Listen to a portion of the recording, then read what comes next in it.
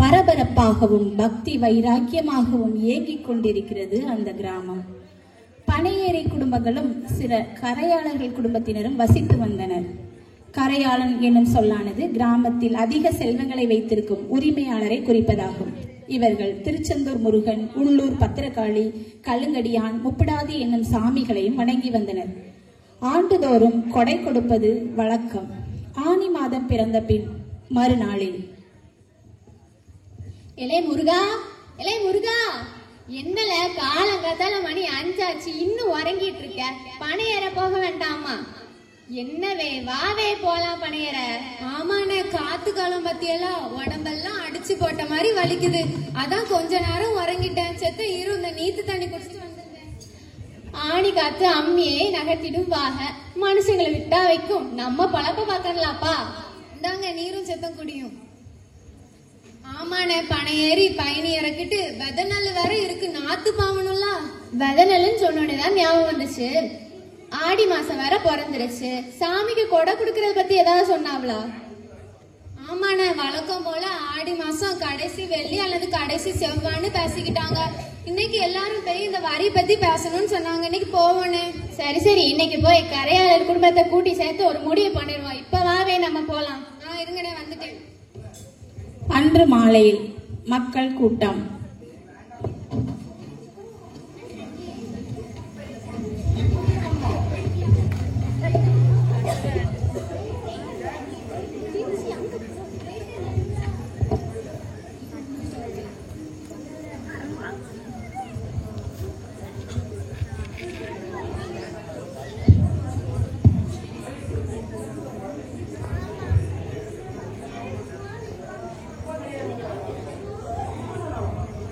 அண்ணே, முப்பிடாதி, கழுங்கடியான், ஆட்கொண்டான் எல்லாரும் வந்துட்டாங்கன்னா நம்ம கோயிலுக்கு முன்னாடி இருக்கு. இந்த வரேன்.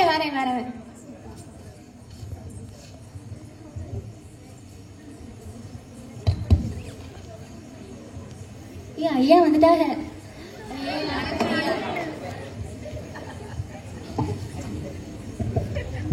என்னப்பா, ஆணி பிறந்துட்டு அடுத்த மாசம் நம்ம கொடையை வேற நடத்தணும், வரி வேற பிரிக்கணும், எத்தனை கிடா வெட்டணும்? சாமி அடி சொல்லுவே. ஐயா, ஒவ்வொரு வீட்டுக்கும் ஒவ்வொரு கிடா கொடுப்பது வழக்கம். அதோட தலைக்கட்டு வரையும் எல்லாரையும் கொடுக்க சொல்லிருங்க. ஆமாப்பா, சாமி அடி சொன்னது எல்லாத்தையும் கேட்டுச்சா? அது போல எல்லாரும் தலைக்கட்டு வரையும் கொடுத்துருங்க. சரி, வேற ஏதாவது சொல்லணும்னா சீக்கிரம் சொல்லுங்க. ஐயா, ஒரு முக்கியமான விஷயம். கொடை முடிகிற தண்டியும் கறி மீன் யாரும் திங்காம இருக்கணும். பக்தியா இருக்கணும் ஐயா, இல்லாட்டி சாமி குத்தமாயிரும். ஆமாப்பா, ஆமா, எல்லாரும் சுத்த பத்தமா இருக்கணும், இல்லைன்னா கடவுள் குற்றமாயி போயிரும். சரி, இப்போ எல்லாரும் கிளம்புங்க.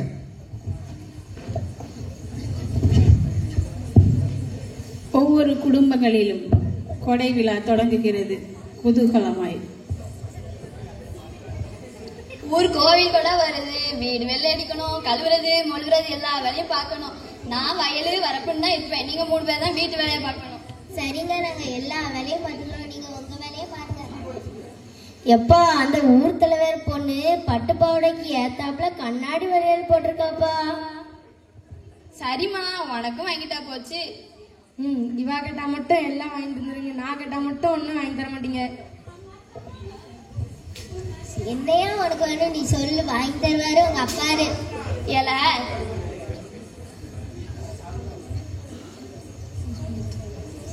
எனக்கு பெரியாசம் ஒன்றும் இல்லை. அந்த சாமியாடி மகன் சுப்பிரமணிக்கு எழுத படிக்க தெரியும், எனக்கு தான் தெரிய மாட்டேங்கி.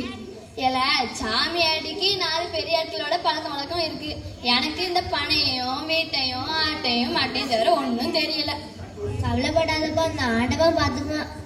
பொழைக்க தெரியாதவன். படிப்பு வேணுமா? படிப்பு உனக்கு என்னப்பா தெரியும்? நீ கல்யாணம் ஆகி வேற வீட்டுக்கு போயிருவ.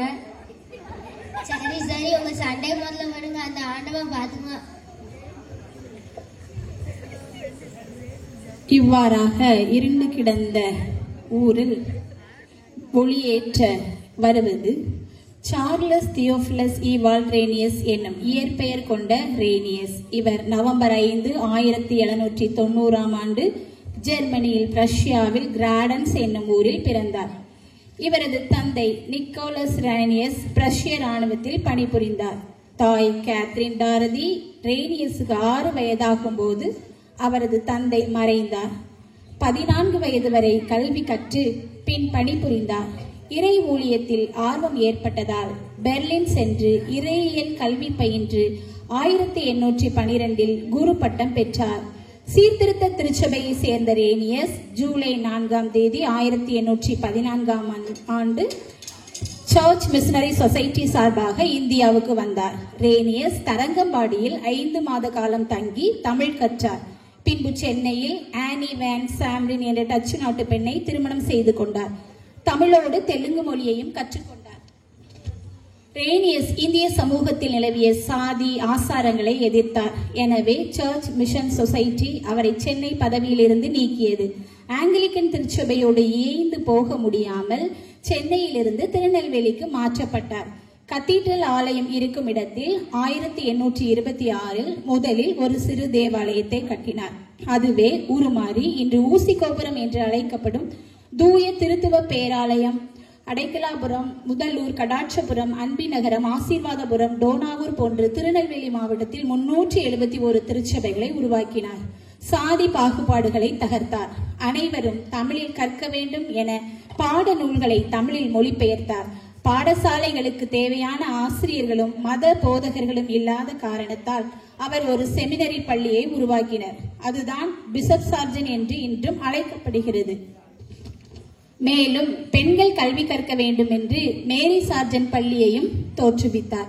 இவர் தமிழ் நூல்கள் பல எழுதியுள்ளார். 1838 ஆண்டு ஜூன் 5 மரணமடைந்தார். ரேனியஸ் கல்லறை அடைக்கலாபுரம் தூய யோவான் ஆலய கல்லறை தோட்டத்திற்கு வெளியே ஊரின் நடுவில் அமைந்துள்ளது. ஆழ்வாநேரியில் ஊரில் கொடை கொண்டாட்டத்திற்கு முன்பாக சாமியாடியின் வீட்டில்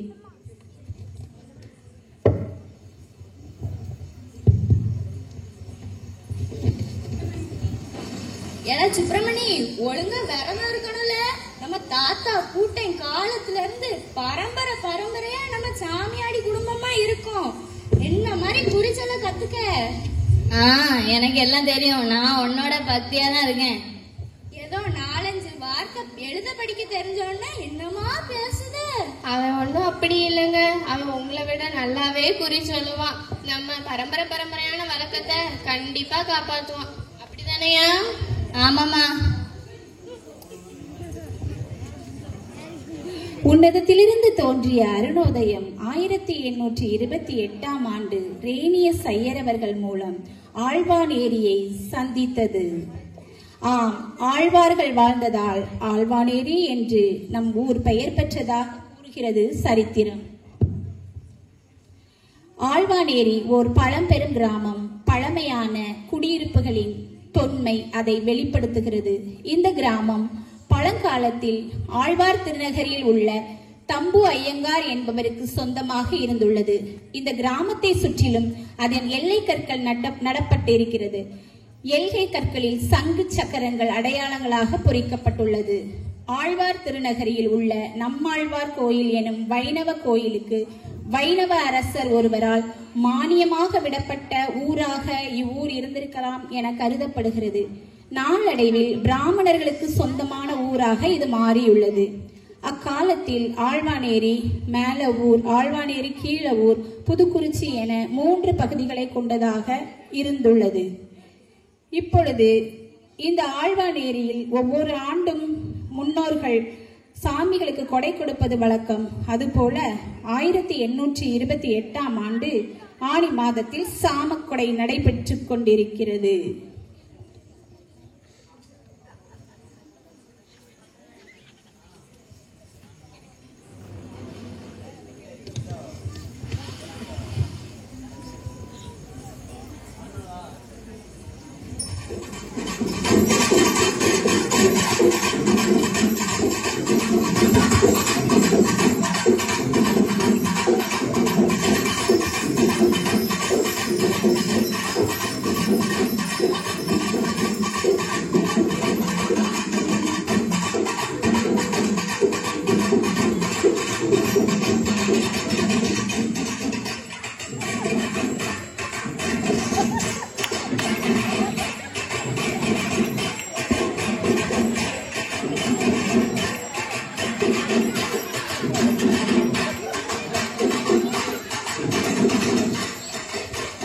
அச்சுனை என்னும் ஊரிலிருந்து பாளையங்கோட்டைக்கு திரும்பிய ரேனியஸ் பாதையை தவறவிட்டு விட்டதால் இந்த பகுதியில் தெரிஞ்ச வெளிச்சத்தின் வழியாக தன் குதிரையை ஓட்டிக்கொண்டு இங்கே வருகிறார்.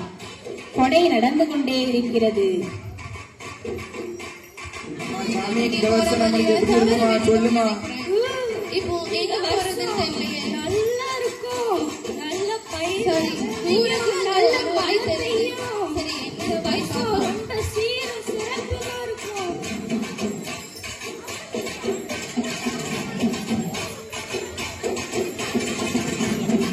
ஐயோ, என்னால ஆட முடியலையே. ஐயோ, ஏதோ ஒரு சக்தி வந்து என்ன இருக்கு. என்ன சுப்பிரமணி ஆடல. ஐயோ, என்னால ஆட முடியல. ஏதோ ஒரு சக்தி வருதுல. ஏதோ ஒரு சக்தி வருது.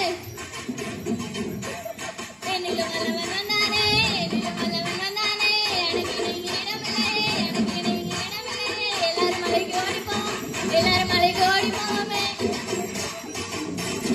சரி சரி, எல்லாரும் பயப்படாதீங்க பயப்படாதீங்க.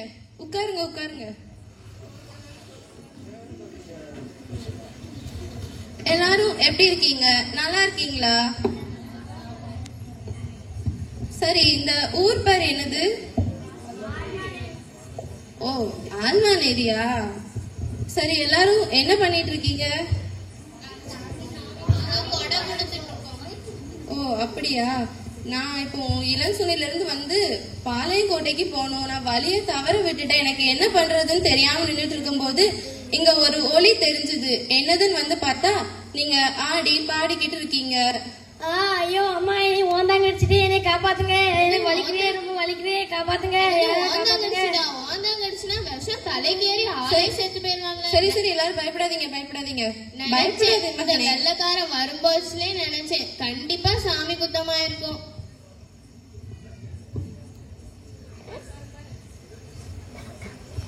எல்லாரும் பயப்படாதீங்க. ஏசப்பா கண்டிப்பா அந்த மகனுக்கு சுகத்தை கொடுப்பாங்க. ஏசப்பா, இயேசுவின் நாமத்தினாலே இந்த மகனுக்கு சுகத்தை கொடுங்க ஏசப்பா. அவங்க ரத்தத்தை தெளிச்சு இந்த மகனை பூரண சுகம் அடையும்படியாக நீங்க செய்யுங்க ஏசப்பா. ஆமென். சரி, இந்த மகனுக்கு ஏசப்பா கண்டிப்பா சுகத்தை கொடுப்பாங்க. ஏசப்பா யார் தெரியுமா உங்களுக்குலாம்? ஏசப்பா வந்து உங்களை ரொம்ப நேசிக்கிறாரு, ரொம்ப இரக்கமாவும் இருக்கிறாரு.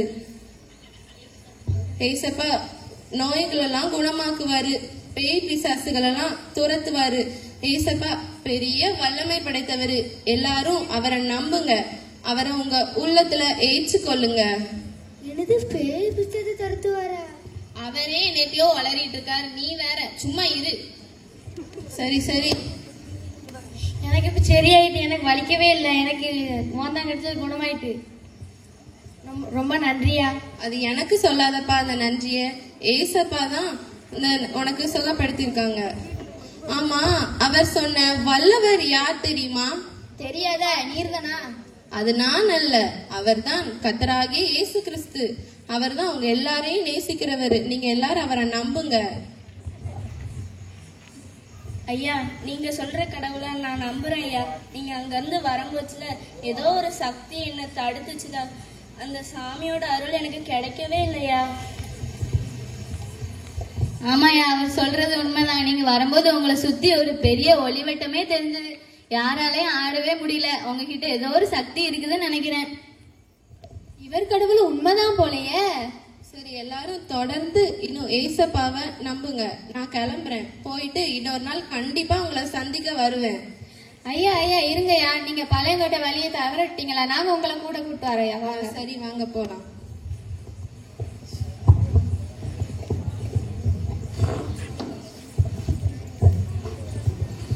சாமியாடி என்னவே ஆச்சு உமருக்கு? ஒழுங்கா விரதம் இருந்து சாமி ஆடாம என்னமோ வல்லவர் வந்தாரு கில்லவர் வந்தாருன்னு ஆடாம இருக்கீங்க. இதுக்குதான் ஒழுங்கா விரதம் இருந்து ஆடணுங்கிறது. அப்படிலாம் இல்லையா, அவர் வந்தோடனே ஏதோ ஒரு சக்தி அவர் கூட வந்துச்சு. எங்களால ஆட முடியல, அவ்வளவுதான். ஆமா, எப்படி இப்படியே சொல்லுங்க, இணங்கிறோம். ரேனியஸ் அன்றாட நிகழ்வுகளை தன் நாட்குறிப்பில் எழுதுவது வழக்கம். பின் அதை திரும்ப வாசித்து அதற்கான உரிய நடவடிக்கைகளை எடுப்பதும் வழக்கம். அவ்வாறு 1828 நடந்த ஆழ்வானேரி சம்பவத்தையும் தனது நாட்குறிப்பில் எழுதி வைத்தார். 1829ஆம் ஆண்டு திரும்பவும் அதை புரட்டி பார்க்கையில் தான் ஆழ்வானேரி தன் ஞாபகத்துக்கு வந்தது அவருக்கு. அங்கிருந்து சில பெரியாட்கள் தன்னை வந்து சந்தித்து எங்களுடைய ஊருக்கு மீண்டும் வர வேண்டும் என்று கேட்டுக்கொண்ட போதும் அவர் அதை மறந்து விட்டதால் அதை நினைவு கூர்ந்தார். தான் அந்த ஊருக்கு சுவிசேஷம் செல்ல ஆட்களை அனுப்பவில்லையே என வருத்தத்துடன் ஸ்மித் ஐயரிடம் தெரிவிக்கிறார். ரேனியஸ், ஸ்மித் ஐயர் மற்றும் அங்கு செமினரியில் உள்ள மாணவர்கள், ஆணையபுரம் உபதேசியார் ஆகியோர் மீண்டும் ஆழ்வானேரிக்கு வர திட்டமிட்டனர். என்ன ரேனியஸ், ஏதோ ஒரு டைரி இத்தனை தடவை திருப்பி திருப்பி பார்த்துட்டு இருக்கீங்க? இல்ல, வேற எதுவும் இல்ல ஸ்மித். இது நான் இதே மாசத்துல போன வருஷம் ஆழ்வானேரின்னு ஒரு கிராமத்துக்கு போனேன். நான் வந்து இளஞ்சோனையில இருந்து வந்துட்டு இருக்கும் போது பாளையங்கோட்டைக்கு போற வழியை தவற விட்டுட்டேன். என்ன பண்றதுன்னு தெரியல. அங்க ஒரு ஒலி தெரிஞ்சது. என்னதுன்னு போய் பார்த்தா அங்க எல்லாரும் ஆடிக்கிட்டும் பாடிக்கிட்டும் இருந்தாங்க. அப்ப கூட ஒரு பையனுக்கு ஓணம் கிடைச்சது. ஏசப்பா கூட அவனை குணமாக்குனாங்க. அது மட்டும் இல்ல, அங்க இருந்து அந்த ஊர்ல இருந்து 2 பெரியவங்க வந்து நீங்க எங்க ஊருக்கு சுவிசேஷம் செல்ல வாங்கன்னு ரொம்ப வாஞ்சையா என்கிட்ட வந்து கேட்டாங்க. ஆனா நானும் போகவே இல்லை. அந்த ஊர் இப்ப என்ன நிலைமையில இருந்துட்டு இருக்கோ தெரியல. எந்த ஊர் சொன்னீங்க? ஆழ்வானேரி. ஆழ்வானேரியா? நான் அந்த ஊர் பக்கத்து ஊர்ல தான் உபதேசியரா இருக்கேன். எனக்கு தெரிஞ்சு அந்த மக்கள் கொஞ்சம் நம்புனாங்க. ஆனா இப்போ வழி விலகி போயிட்டு இருக்காங்க. இந்த வருஷம் கூட கொடை கொடுக்கறதா கேள்விப்பட்டேன். ஓ அப்படியா? நம்ம அந்த ஊருக்கு கண்டிப்பா போயே ஆகணுமே. எனக்கு தெரிஞ்சு ஏசப்பா தான் உங்களை திரும்பி உணர்த்துறாங்கன்னு நினைக்கிறேன். அதனாலதான் போன வருஷம் நடந்த இன்சிடென்ட்டா இப்போ உங்களுக்கு ஞாபகப்படுத்திருக்காங்க. கண்டிப்பா நம்ம அங்க போகும். நம்மளுக்கு தான் அங்க தெரிஞ்ச ஒரு உபதேசியர் இருக்காங்கல்ல. சரி வாங்க, உடனே போகலாம். ரேனியஸ் ஓனான் கடித்தவனை குணமாக்கியதாலும் சாமியாடிகள் ஆடாமல் இயேசுவை வல்லவர் என்று சாட்சி கொடுத்ததாலும் இயேசுவின் மீது நம்பிக்கை பிறந்தது. ஆனாலும் அவர்களை கிறிஸ்துவுக்குள் வழி நடத்த ஆட்கள் ஒருவரும் இல்லாததால் அதே நிலைமையில் இருந்தனர். சாமியாடு குடும்பத்துக்கு அவருடைய தெய்வத்தின் மீது நம்பிக்கை குறைந்தது. மீண்டும் 1829ஆம் ஆண்டு ஊர் தலைவர் மற்ற மக்களும் சேர்ந்து கொடை நடத்த திட்டமிட்டனர். ஆனாலும் ரேனியஸ் திரும்பவும் ஊருக்கு வருவார் என்று மக்கள் காத்தே இருந்தனர்.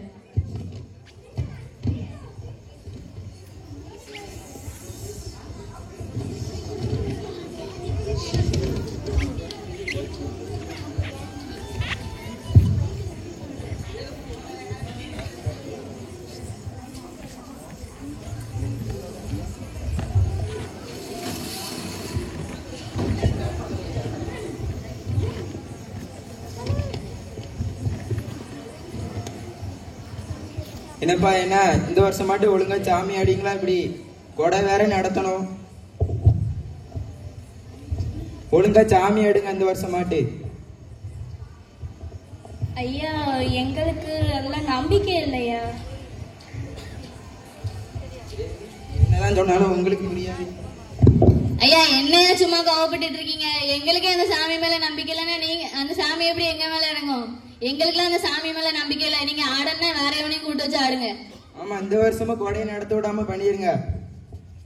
ஐயா, இவங்க வரலனா இல்ல, நம்ம வெளியே இருந்தனாலும் சாமி ஆடுறதுக்கு ஆட வச்சு நம்ம இந்த வருஷம் கொடை நடத்தியே தீரணும். ஐயா, எப்படி ஆடு? சரி, முதல்ல அதுக்கு ஏற்பாடு பண்ணுங்க. வெளியே இருந்து ஆளு கூட்டு வந்து ஆடுறதுக்கு. ஐயா, இங்க பாருங்க, திரும்பியும் வெள்ளக்காரல வந்துட்டாண்டு. ஐயா வந்துட்டாங்க. ஐயோ, திரும்பியும் வந்துட்டான்ல.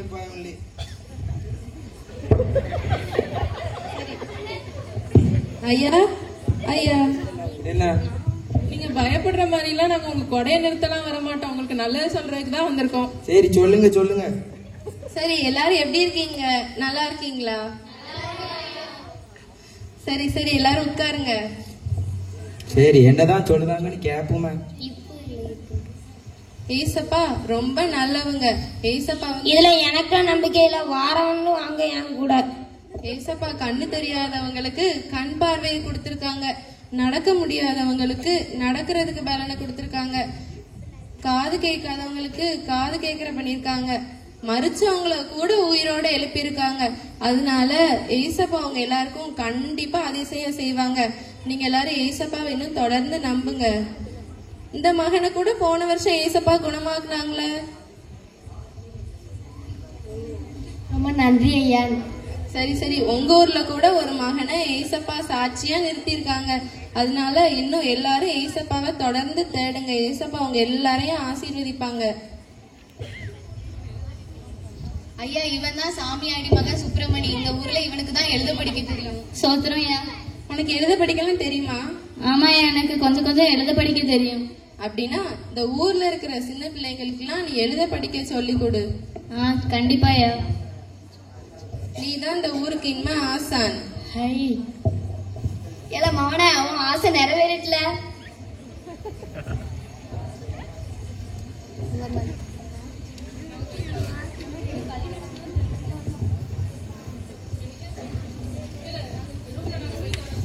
ஐயா, நீங்க சொல்ற கடவுளை நாங்க ஏற்றுக்கொள்ளுதோம். அதுக்கு நாங்க இப்ப என்ன செய்யணும்? இவர் தான் உங்க பக்கத்து கிராமத்துல ஆணைபரத்தோட உபதேசியார். இவர் மாதந்தோறும் 2வது ஞாயிற்றுக்கிழமை உங்களுக்கு ஆராதனை நடத்துவாரு. இவர் உங்களை வழி நடத்துவாரு. சரியா, நாங்க இனிமே இயேசுவை ஏற்றுக்கொள்ளுதோம். சரி, நாங்க போயிட்டு வரோம். ஐயா, நாங்க இயேசுவை ஏற்றுக்கொள்ளலாம். இனிமே இந்த செலெல்லாம் எங்களுக்கு இருக்கு. வாங்கல, எல்லாரும் உடைப்போம். முருகா பெருமாள் வாங்க, எல்லாரும் உடைப்போம். இல்ல மாயாண்டி என்ன பறக்க பார்த்துருக்கா, வந்து ஓட.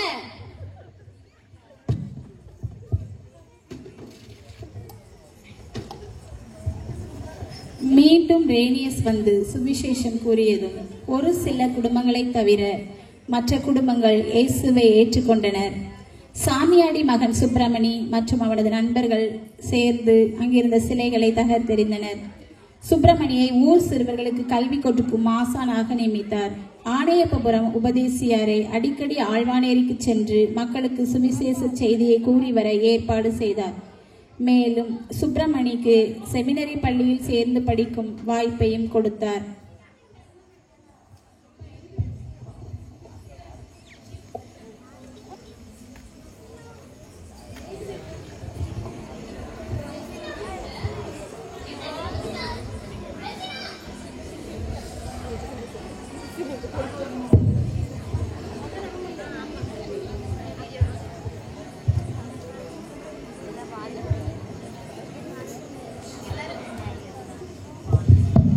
எல்லாரும் இப்ப ஆண்டவரை ஆராதிக்கும்படியாக எல்லாரும் ஒரு பாடல் பாடுவோம்.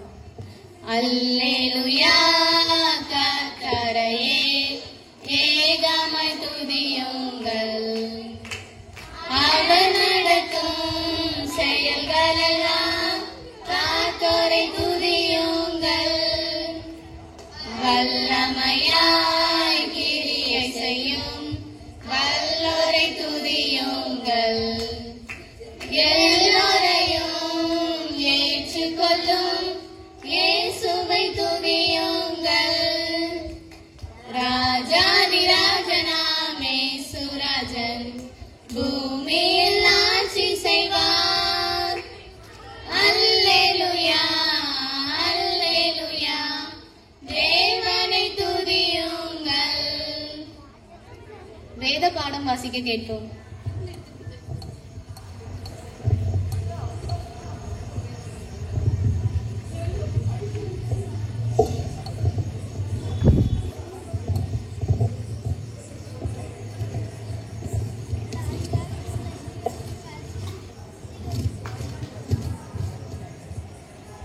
சங்கீதம் 1.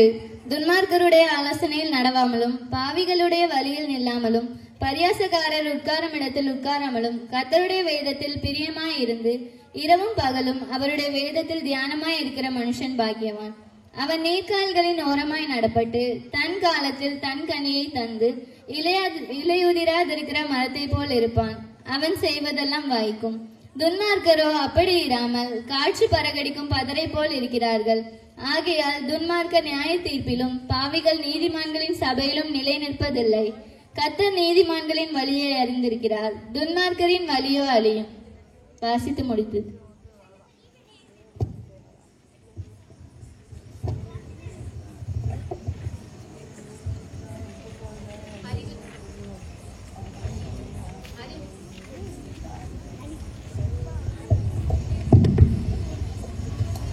அறிவிப்புகள். நாம் வருடந்தோறும் கொண்டாடும் மாம்பழ சங்க பண்டிகை வருடாந்திர ஸ்தோத்திர ஆராதனை இந்த ஆண்டும் நடைபெறும். நாம் ஞாயிறு ஆராதனைக்கு செல்வது போல குடும்பம் குடும்பமாய் கலந்து கொண்டு ஆண்டவருடைய ஆசீர்வாதத்தை பெறுவோமாக. ஜெபம். விசுவாசிகளில் யாராவது ஒருவர் ஜெபம் பண்ணவும். ஜெபம். அன்புள்ள ஏசப்பா, இந்த நாளையில ஏசப்பா எங்களுக்கு ஒரு ஆராதனை நடத்துறதுக்கு கிருபை செஞ்சீங்களே, அதுக்காக நன்றி ஏசப்பா. எங்க ஊரையும் நீங்க, எங்க ஊர் மேலேயும் நீங்க அன்பா இருந்ததுனாலதான் ஏசப்பா நாங்களும் ஏற்றுக்கொள்ள முடிஞ்சிச்சு. இன்னும் எங்களுக்கு சர்ச்சு கட்டி நல்லா ஆலயம் கட்டி அதுல நல்லா தொழுறதுக்கு நீங்க கிருபை செய்யுங்க. இயேசுவின் மூலம் ஜெபம் கேளும் ஜீவனுள்ள நல்ல பிதாவே, ஆமென். என் ஆத்துமாவே கர்த்தரை ஸ்தோத்திரி, என் முழு உள்ளமே அவருடைய பரிசுத்த நாமத்தை ஸ்தோத்திரி. என் ஆத்மாவே கர்த்தரை ஸ்தோத்திரி, கர்த்தர் செய்த சகல உபகாரங்களை மறவாதே. ஆமென். அல்லேலூயா. ஐயா ஐயா, எங்க ஊர்ல இப்ப எல்லாருமே ரட்சிக்கப்பட்டு ஏசப்பாக்குள்ள வந்துட்டாங்க. எங்களுக்கு கூடி ஜெபிக்க இடம் பத்தாது. எங்களுக்கு ஒரு சபை கட்டிட்டாங்க ஐயா. கண்டிப்பா இந்த வாட்டி மாம்பழ சங்கம் போறையில ரேணிய செய்யறவளை பத்தி கண்டிப்பா அதை பத்தி பேசுவோம். ரொம்ப நன்றியா ஐயா. இந்த வருஷம் நம்ம வண்டியை கட்டி போயிருவோம் ஐயா. மாம்பழ சங்கத்துல ரேணிய செய்யற பாத்துறோம் ஐயா. வாங்க ஐயா போலாம். வாங்கல, வண்டியை கேட்டுங்க. ஆணையபுரத்து உபதேசியார் ஆழ்வானேரியில் செய்த ஊழியத்தின் பயனாக 20 குடும்பத்தினர் கர்த்தரை தெரிந்து கொண்டார்கள். அவர்களின் தூதாட்கள் ரேணிய செயலிடம் சென்று தங்கள் விருப்பத்தை தெரிவித்து தங்கள் கோயில்களை இடித்து விடவும் ஒன்றை மட்டும் இடிக்காமல் கிறிஸ்தவ தேவாலயமாக திட்டமிட்டிருப்பதாக சொல்லவே ரேனியஸ் 20 வீட்டார்களையும் ஞானஸ்நான ஆயத்தக்காரராக சபையில் சேர்த்தார். சுப்பிரமணியன் ஞானஸ்நானம் பெற்று தேவ சகாயம் உபதேசியார் ஆனார். செப்டம்பர் மாத முடிவிற்குள் ஆழ்வானேரியில் 5 குடும்பத்தினரை தவிர மற்ற அனைவரும் சபையில் சேர்ந்து விட்டார்கள். அவர்கள் ஜெப ஆலயமாக மாற்றியிருந்த சிறிய கோயில் அவர்களுக்கு போதவில்லை. ஞாயிற்றுக்கிழமைகளில் அச்சபையார் அனைவரும் பாளையங்கோட்டைக்கு போய் ஆராதனையில் பங்கு பெற்று திரும்புவது வழக்கமாயிற்று. பள்ளி ஆசானாகிய சுப்பிரமணியன் செமினரி பயிற்சிக்கு அனுப்பப்பட போகிறார். வேறொரு ஆசிரியரை நியமனம் செய்யவும் ரேனியஸ் ஆயத்தமாக இருக்கிறார்.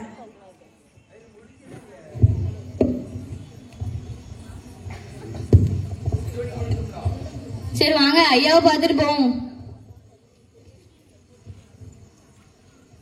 சோஸ்திரம் ஐயா, நல்லா இருக்கீங்களா?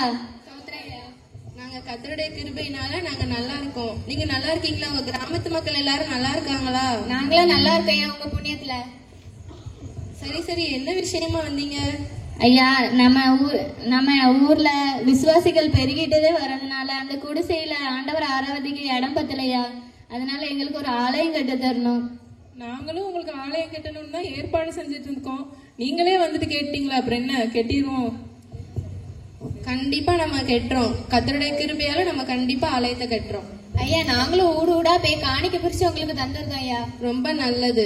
நம்ம பெட்ரிக் ஐயா கூட நமக்கு ஆலயம் கட்டுறதுக்காக நன்கொடெல்லாம் கொடுத்துருக்காங்க. நம்ம கண்டிப்பா ஆலயம் கட்டிடலாம். ரொம்ப நன்றி ஐயா. 1829 வருடம் முதல் செப்டம்பர் 27 தேதியிலிருந்து ஆராதனை நடத்த ஒரு பந்தல் போடப்பட்டது. மேலும் 1839 வருடம் முதல் நற்கரணை பரிமாறப்பட்டது. சபையார் தங்களுக்கென ஒரு ஆலயம் கட்ட வேண்டுமென திட்டம் வகுத்து அதற்கான நன்கொடைகளை பிரித்தார்கள். மேலும் பெட்ரி டயர் அவர்கள் தான் ரூபாய் 200 கொடுப்பதாக வாக்களித்தார்கள். சபையார் தங்களால் கொடுக்கக்கூடியதை கொஞ்சம் கொஞ்சமாக ஆலய கட்டுமான நிதியில் சேர்த்தார்கள். ஆகவே 1846 வருடம் அக்டோபர் 21 தேதி ஆலயம் கட்டி முடிக்கப்பட்டு பெட்ரி டயர் அவர்களால் பிரதிஷ்டை செய்யப்பட்டது. ஆழ்வானேரி வரலாறு. சுப்பிரமணியன் என்ற தேவ சகாயம் உபதேசியார் சொல்ல சொல்ல அவர்களுடைய பேரன் ரெவரன் B.A. தாவீது ஐயர் அவர்களால் எழுதப்பட்ட சுயசரிதை நூலாகும். நாம் எப்படியோ இருந்தவர்களை தேவன் சந்திக்க விரும்பினார். உன்னதத்திலிருந்து வந்த அருணோதயம் ரேனியஸ் ஐயர் அவர்கள் மூலமாக நம்மை சந்தித்தது. நாம் இப்போது எந்த நிலைமையில் இருக்கிறோம்? ஆதி அன்பை விட்டுவிட்டோமா? மனம் திரும்பி அவரிடத்தில் மன்னிப்பு கேட்டு அவரிடம் சேர்ந்து கொள்வோம். நன்றி.